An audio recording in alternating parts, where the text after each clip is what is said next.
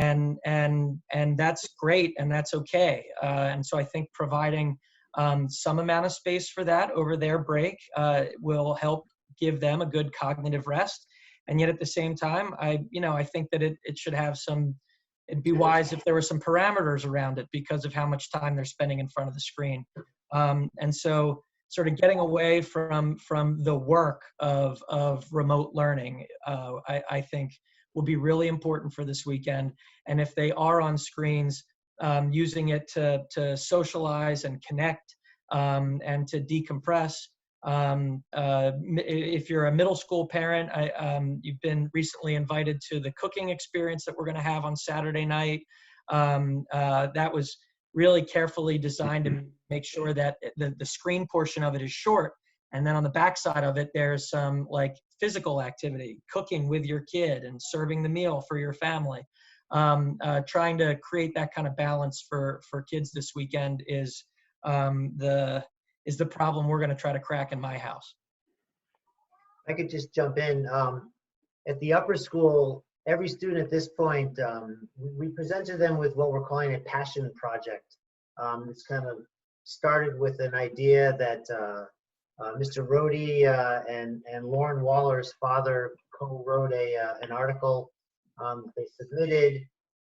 We present projects to students, and a lot of times kind of wait to see how they're going to react. This one has had, at least in my limited group, my own seminar class, has been really, really well received. So the students have something that we're calling a passion project. They should be spending up to 2 hours a week on it. And things range from one girl is creating mood music to help people in different emotional states. Somebody's going to be tutoring down in the upper elementary or the middle school. A couple of kids are learning instruments that they played when they were children that they want to reconnect with. And part of the project is that it needs to be outward facing. So they're going to create video blogs of themselves or whatever it is that they could share with others. And I think as a parent, it would be a great conversation to say, hey, tell me about this passion project that you're working on. Again, this is just the upper school. Because to the extent that you can support that and encourage them to say, hey, you've got a few hours here with not much to do. Why don't we get started on that?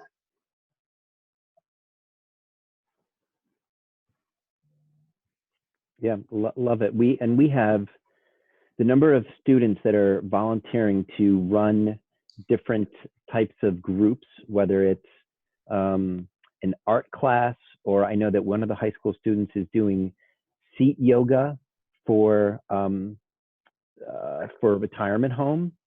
And I saw the video, and it is the most amazing video to watch this student teach chair yoga.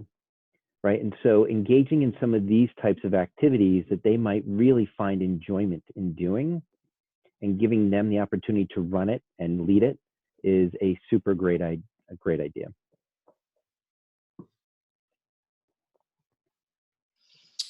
So another question we have there, it says, whereas last week there was excitement about getting back to routine, reconnecting, and starting remote learning, this week I'm seeing more sadness about the loss of activities that my children love, and with summer programs now announcing cancellations, more anxiety about when this reality will end, more disappointment about no longer having future events to look forward to.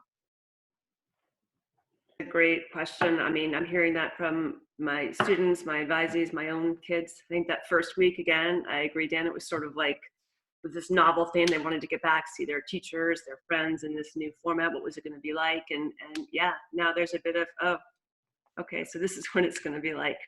And mourning those events. And I think we talked about that last week, maybe. That really is a process. They are mourning these events. They're mourning the idea of not having that 8th grade move-up day, these kinds of things. And I think it's super important to recognize that and to validate that that's really sad. And you really do wish that they were having these things. So do their teachers, the school. I think for some of the kids, it's making them feel like this much better to at least know that the adults really recognize that, and we are talking about it already. I don't know what it's going to shape up like. But for them to know that we do hear them and understand that this really is, it's very disappointing.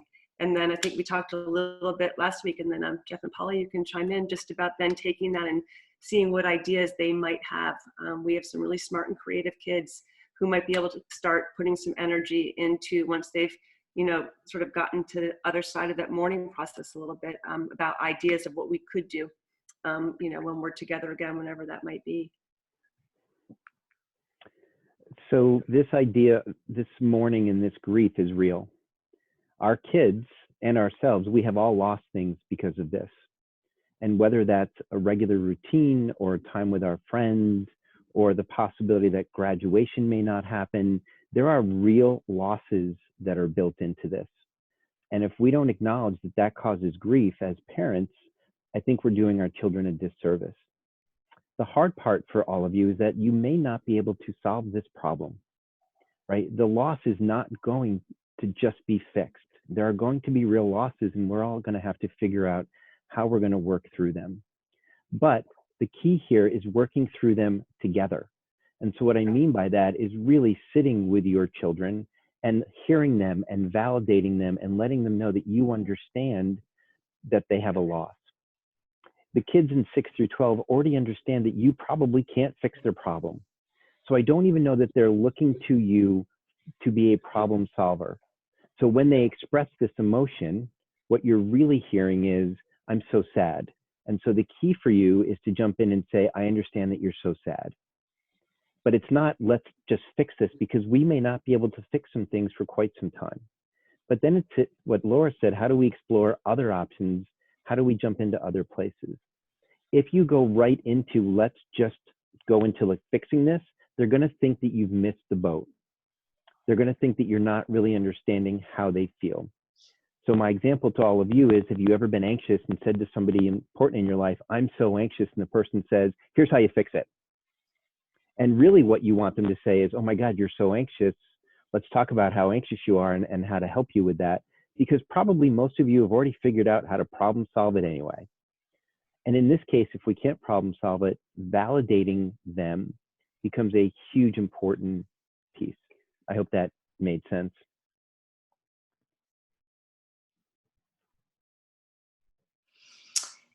So somebody nicely chimed in about the upcoming holiday weekend and said that every year her family does an egg hunt, and she was expecting that this year it might be not so well received. She thought the kids were a little bit too old for it, but actually they are looking forward to it. So it's kind of a nice thing. I think this gives everybody an opportunity to kind of go back and just appreciate the simple activities together. Yeah, love that. Another question says, my son does not take art or Photoshop as it didn't fit into his schedule. But now that we have more free time, can he access the videos that the art or graphics classes are offering?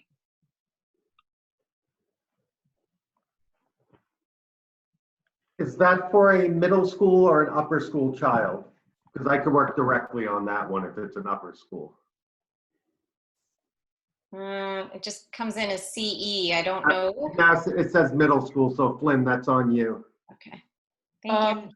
Sure. I think that the best path forward is probably to reach out directly to Debbie Carrick, and absolutely, your kid probably couldn't be added to the synchronous classes, because those will take place at the same time that whoever your child is, that they have classes for their core academic material. But they could certainly get access to the asynchronous activities. And so Debbie Carrick, if you reach out to her, she can help make those more available to you. And also referring your kid to our middle school news Google Classroom page. There is a topic on the coursework page called This Week's Activities.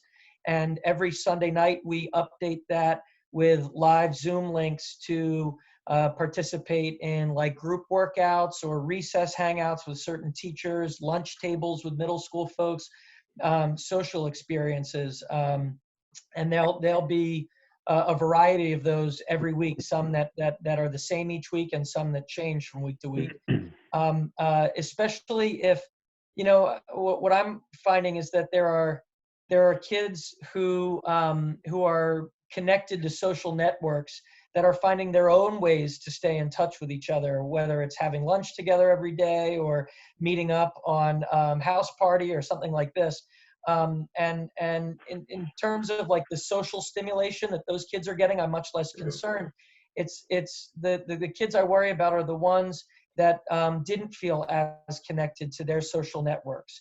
And so if you know or fear that you have a child who is not so closely connected to a group of peers, referring them to that same resource is really important, because we've built that out especially for those kids who have a hard time staying connected.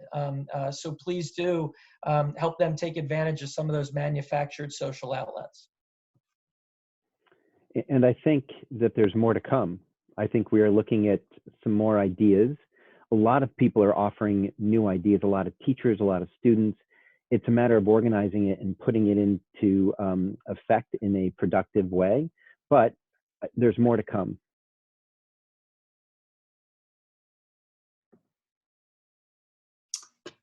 The next question or comment is actually a great one, and it would be great if other people chimed in. It says, in an attempt to get through this crazy and scary time and needing more help, I'm trying to establish new family routines where the kids are essential workers.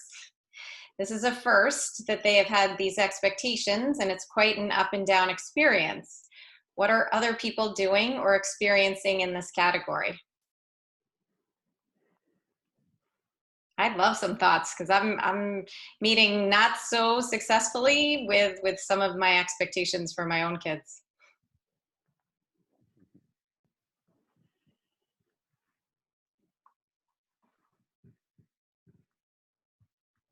Well, I would say in terms of like routinizing it, the middle school schedule, and it feels like a million years ago that we sent it out, but just a reminder, if you haven't referenced it recently, does have a how can I help time plugged into it, which was meant to give parents a lot of authority and flexibility. And so, I mean, we're keeping our kids busy, my own children busy with chores, that some that are part of their natural routines, and then others that are new and different. And so what I have found has been helpful for my kids is to take that week by week. And so rather than making it sort of a guessing game each day, saying, okay, here's the chores list for this week, and then there's some predictability to it, and that's been helpful for my kids. They're younger than the kids that we're talking about, but still, that predictability I think is helpful for middle school kids too. And it also it gives you sort of a controlled window of time where you can sort of see if your kid's complaining or resistance is something that's going to stick, and then you'll have to adjust to a new chore, or if it's something that they'll get through and latch onto the chore and it'll become more habitual, and make for some organic transitions to say, all right, well, you know what? I think cleaning the windows, maybe that was a fail. Let's take that off the list for next week, and we'll go back to dishes or something. So that's a thought. And I would say there's a couple different things you can do with this. One of them might be that you sit down with them in the morning and you have a discussion about who's going to take what. Like, you create the list, they get some choice, and then you give them just little Post-it notes where you're not asking them time and time and time again. Because when we nag and we say, have you done this? Have you done this? Have you done this? Have you done this? You tend to get pushback, which is, I'll do it in a couple minutes. I'll do it in a couple minutes. Leave me alone. So if you give them just a Post-it note and you give them their 5 things and say, get this done by the end of the day, there's no nagging, right? Which, by the way, is considered negative reinforcement. And we know it doesn't work as good as positive reinforcement. So I would do it that way. Or I would say, look, today at 4 o'clock, it's going to be family chore time. And at 4 o'clock, from 4 to 4:30, we are cranking the music up in this house. And from 4 to 4:30, with the music blasting, this is what we're all doing together as a family. We're coming together. You got to get off your phone. You got to get off this. And we're doing it at 4:30. If you have a high school kid who's like, I have to be on this special social thing at 4:30, move it to 5. But come together, make it fun, make it different. and try something like that. You can make it a competition, who can do them the fastest. It means things won't be that clean, but they might be done. But you can try different activities to make it a little bit more fun and bring the family together while you're doing it. I love the suggestion here. For help with dinner each night, we have a sous chef, a waiter, and a cleanup. There's a schedule. And I have 3 kids at home, and it's a straight rotation. No complaints. It is equal. So I would only add, for the betterment of all, I think it's helpful to give kids a heads up. Springing it on them kind of last minute doesn't always go so well, but maybe it's sitting down and saying, I'm feeling like I need more participation, and when are we going to get this done? When's a convenient time for everybody?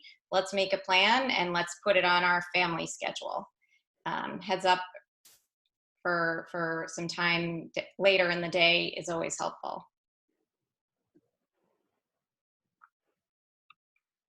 There was one comment here I don't want to forget, Jeff and Laura, from Jamie. Thank you for the discussion about loss. I think the hardest part for my kids is us, the adults, not having a clue when this will end. I think you just talked about this, but any other suggestions would be awesome to talk about with the kiddos. Laura, you want to take that?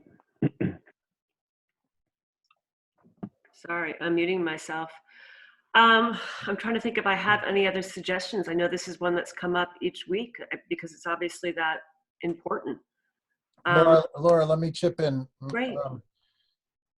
I think you're gonna have to live with indecision or lack of clarity, but I don't think it's going to be much longer, quite honestly. If you're watching what's happening from Lamont's office, he's becoming more and more intoning about whether or not schools would be able to reopen this school year.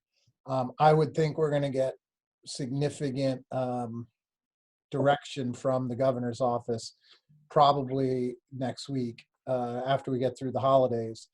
And that's going to inform us as a school, as what we're going to be doing. It's going to allow us to communicate with you about how we think about the remainder of the year and what that means for the summer camps and things like that. So while I don't want to kick Jamie's question down the road, I do think we're not far from having some clarity around all that, and we're all holding out hope, but it's not looking optimistic.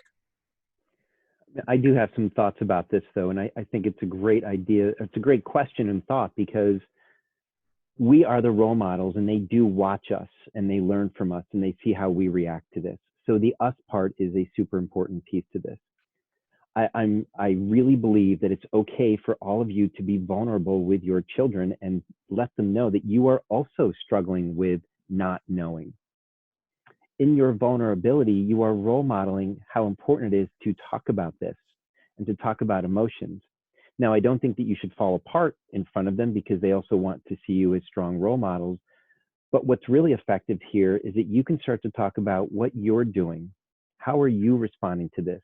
What effective and healthy routines are you doing? How are you thinking through this? What kind of thoughts does your brain have? Do you go into a negative spiral, or do you start to think about other positive things that you can do? And you can share that with your children in an effort to role model. At the same time, if they are struggling, it is okay to also sit with them and really validate, as I was saying before, without feeling like you have to answer their questions or problem solve everything.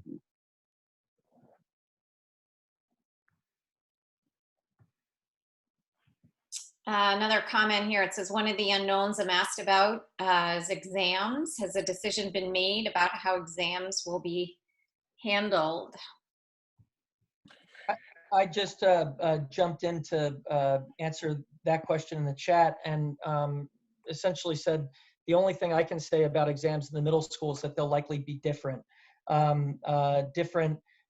Because either they'll have to be administered remotely, and so then they'd certainly be different, or different because we'll come back from school and have to try to figure out how to administer a cumulative assessment that takes into account X number of weeks of remote learning. And so like a lot of the things that come at the end of the year, we have the middle school has a pin in that one, waiting, as Adam said, for more information and guidance from the governor. And as soon as we have a better sense of where things are going, we'll be able to drill down into that and create some more clarity. In the upper school, we never planned on having traditional final exams where you stop taking classes and you take a long hour and a half, 2-hour exam. We have culminating experiences, and what that could look like is some shorter exams in classes to sort of assess students on the core learning that went on there.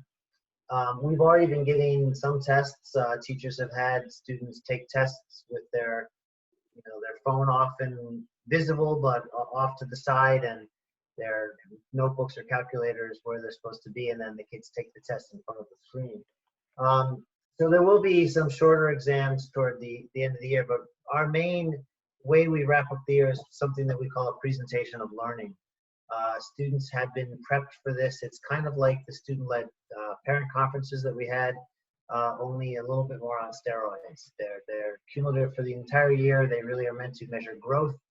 The students have to provide lots of evidence from their work of ways that they have progressed, and the measurement tool that we use is our portrait of the learner, the capacities in that portrait of the learner. So the students know about it, they've been working toward it, they'll have a lot more time to prepare for it, and it's an individual assignment, so we think we can pull that off virtually without a glitch.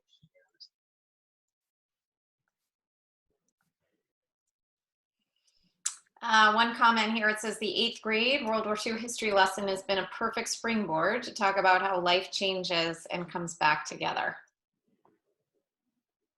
Yeah, as an 8th grade history teacher, I can tell you that there's really great opportunities to dive into a discussion about a curricular piece that we're talking about, but we're seeing the similarities and the lessons learned and the skills needed to deal with a historical event and then connect those to today.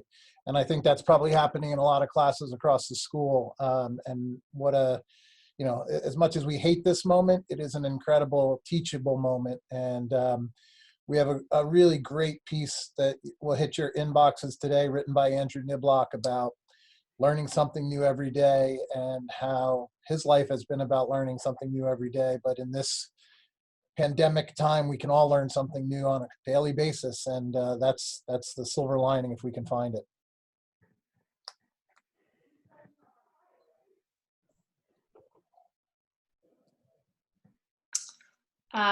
Just going down, Emily shared that she finds it helpful to acknowledge her children, that she feels badly that she can't give firm answers as to what's going on, and that it's hard not to know. It's also okay to be frustrated by that. Agreed. It's safe and comfortable to be emotional, and to share those. The only thing I would add to that is, then how do you want to handle your frustration? And role modeling that or talking out loud with your children about that is a huge important piece, because they're going to learn from you. For sure. One other nice comment in here, it says, I also think that the crazy changes to everyone's daily life and routines offers an opportunity to do things. I assume it says differently. I also think that this crazy change to everyone's daily lives and routines offers an opportunity to do things differently. Cut off. Oh, it's the same, yeah.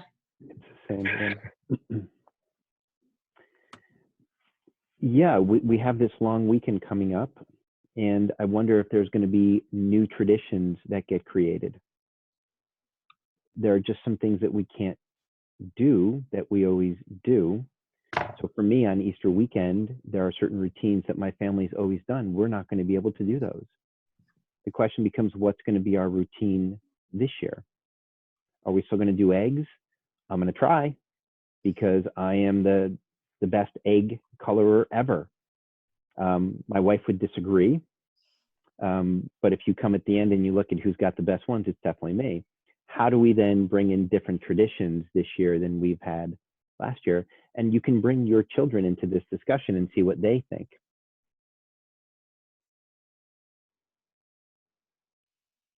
Another comment that somebody shared: every night at dinner, we write one thing each member of the family is grateful for during the day. It helps keep us happy. That focus on gratitude, what a wonderful way to end the day. Yep. And the flip of that is some people really enjoy, before you even get out of bed, thinking of a few things, 3 or 4 things every morning that you are grateful for, and practicing gratitude that way. And what a good time to be doing it. Yeah.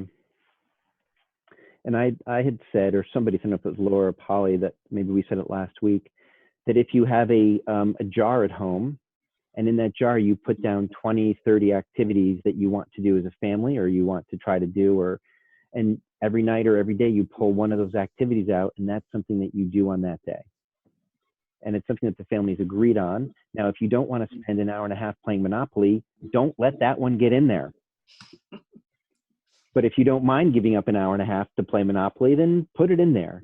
But think through which ones you want to put in there. So that can change up the routine at night too, and make it a little bit different. Yeah, the Rohde household has a poster board on the wall for exercise. Every 30 minutes, you get to put in a bar graph, and my middle schooler loves it because first guy that gets to the top gets a cash prize reward. So he's waking up at 6:30 to go walk around the school a couple laps. And if you guys, I never have a problem succumbing to bribery.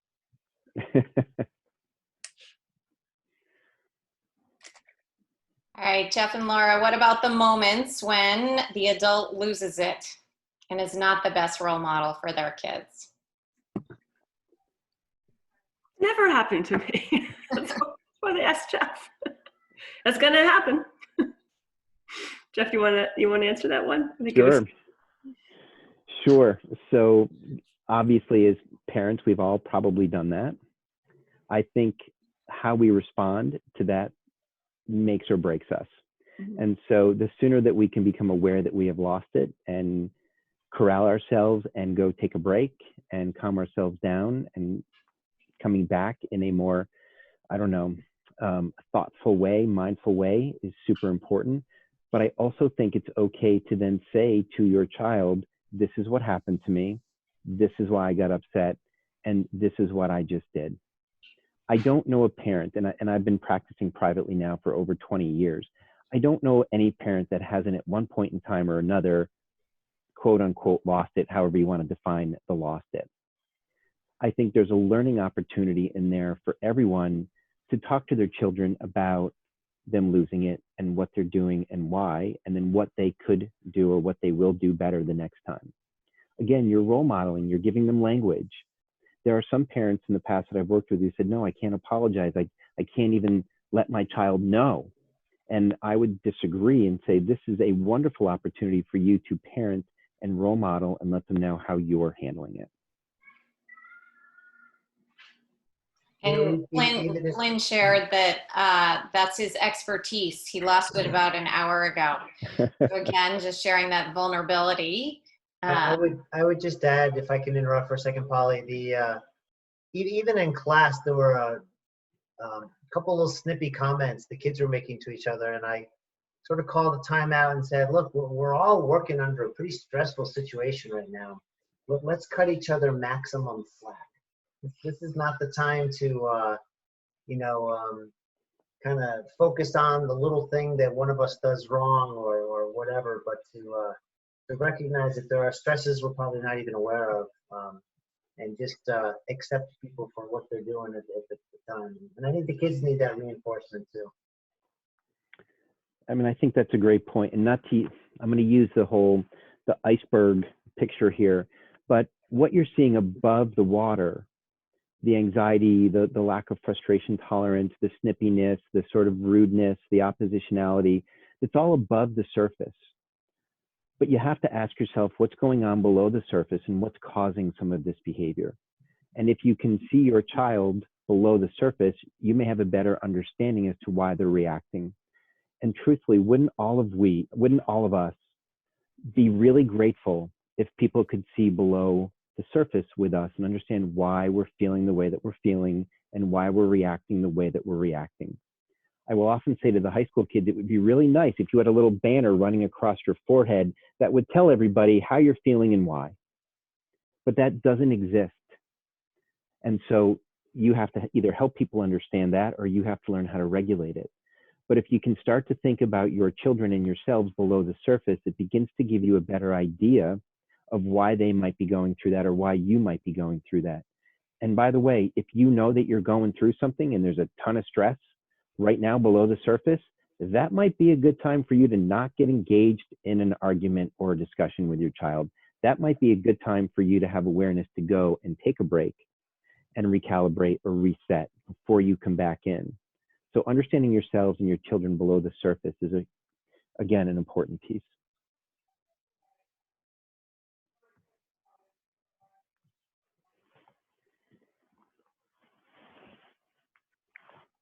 I think those are most of the questions and comments. I just had some anecdotes to tag on there.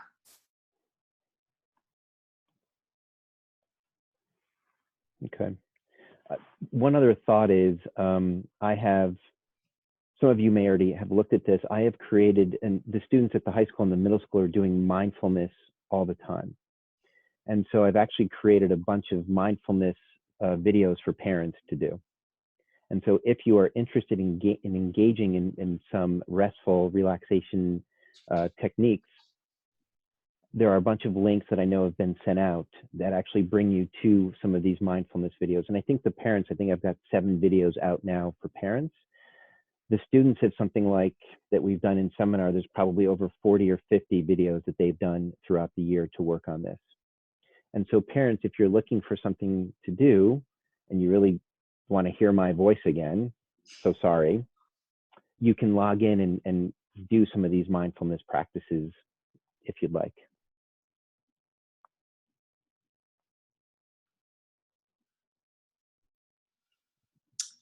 One last comment that was added there. It says our kids are learning the lessons of resilience and knowing how to be flexible and adapt to changing times is a huge life lesson. If we open our eyes, we'll see the silver lining both for our planet and for ourselves.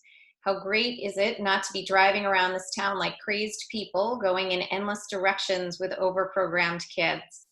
The streets are filled with neighbors walking and kids biking, and family movie nights have never been so fabulous. We watched Harriet and Mandela Long walk to freedom. So fabulous to do as a family. Love it. Silver lining, right?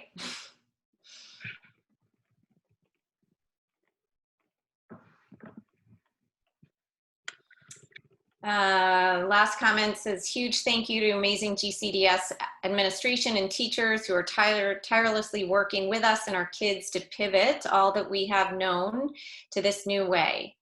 I don't know of any other school who's so proactive about the mental health of families, which is obviously so important. Thank you so much. So grateful to be part of the GCDS community.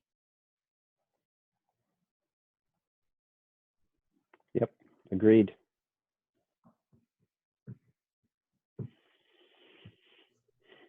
Your YouTube channel, do you want to highlight that, Jeff or Laura? I guess if you go to YouTube and you type in my name, Jeff DiTesto, you can find them. I know that a lot of the administrators have put out links for them. So you can maybe find them in there, or you can just YouTube my name and you'll find the mindfulness videos for the parents. And you'll see that there's some that are growing for the teachers as well. You're welcome to do those as well if you'd like.